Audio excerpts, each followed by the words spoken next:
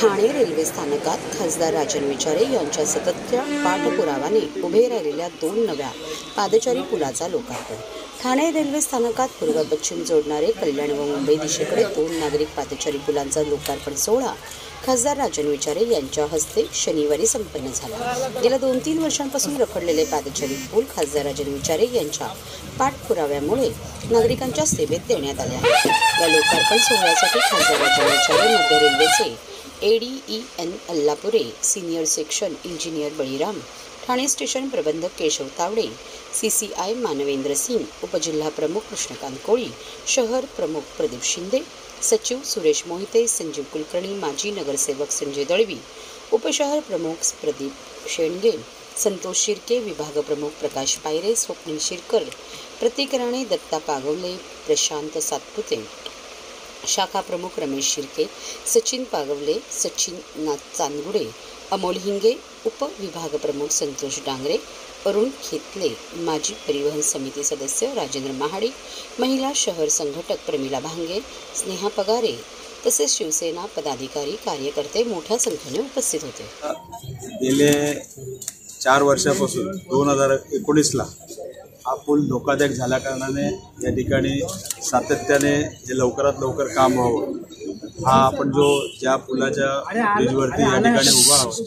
तो कल्याण साईडचा ब्रिज आहे आणि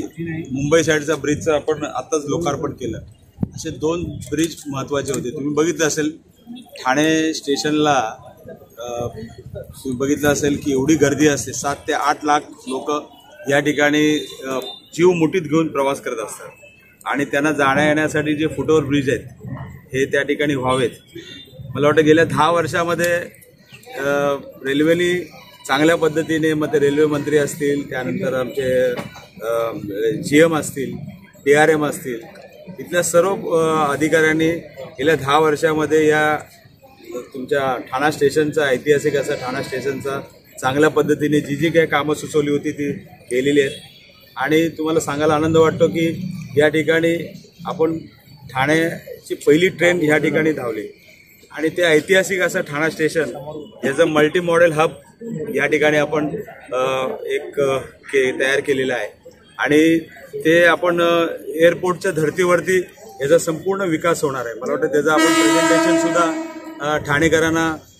दाखवलं गेलं होतं आणि ते काम येत्या काही दिवसांमध्ये सुरू होईल। त्याची टेंडर प्रोसिजर सुरू आहे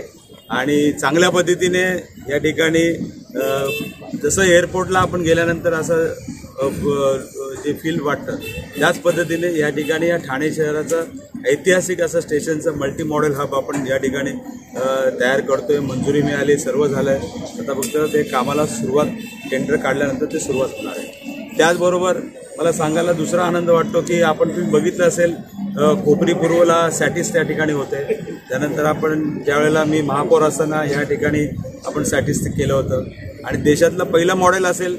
की या ठिकाणी ह्याच मॉडेलचं संपूर्ण देशामध्ये त्या ठिकाणी अनुकरण केलं गेलं आणि त्याच पद्धतीने आपण कोपरी पूर्व ह्या ठिकाणी सुद्धा या सॅटिस 2 पार्ट 2 आपण करतोय। त्याला लागणारा कनेक्टिव्हिटी जो रस्ता जो आहे तो आपण नॅशनल हायवेला त्या ठिकाणी आपण घेऊन जातोय। त्याचबरोबरीने दुसरं म्हणजे महत्त्वाची गोष्ट म्हणजे आज तुम्ही बघितलं असेल ह्या स्टेशनची कॅपॅसिटी सर्व संपलेली, आज 8 ते 9 लाख लोक या ठिकाणी प्रवास करत असतात आणि म्हणून आज तुम्ही बघितलं असेल ठाणे शहर हे घोडबंदर असेल, त्याचबरोबर वाघेशेठ असेल किंवा वर्तकनगर असेल, ह्या परिसरामधील लोक रेल्वेने प्रवास करत असतात। म्हणून त्यावेळेला आपण स्वप्न बघितलं होतं, ज्यावेळेला महापौर असताना मी विजन डॉक्युमेंट त्या ठिकाणी केलं होतं आणि त्या विजन डॉक्युमेंटमध्ये एक स्टेशनची जरूर आहे म्हणून त्यावेळेला त्या ठिकाणी त्या डॉक्युमेंटमध्ये आल्यानंतर मी त्याचा पाठपुरावा सुरू केला आणि त्या ठिकाणी तुम्ही बघितलं असेल मेंटल हॉस्पिटलच्या जागेवरती त्या ठिकाणी नवीन स्टेशन विकसित होणार आहे। त्याची मंजुरीसुद्धा माझ्या काळामध्ये त्यावेळेचे रेल्वे मंत्री सुरेश प्रभू यांनी म्हणलं, मला वाटतं पहिले रेल्वे मंत्री असतील की ते या ठाण्यामध्ये आले आणि या ठाण्यातून त्यांनी बघितल्यानंतर घोषणा केली आणि त्या मंजुरी त्याला दिली आणि त्यानंतर हे नवीन विकसित याचं कामसुद्धा सुरू झालेलं आहे। अशा पद्धतीने या ठाणे शहराला 2 स्टेशन आपण निर्मिती माझ्या काळामध्ये गेल्या 10 वर्षामध्ये मिळाली.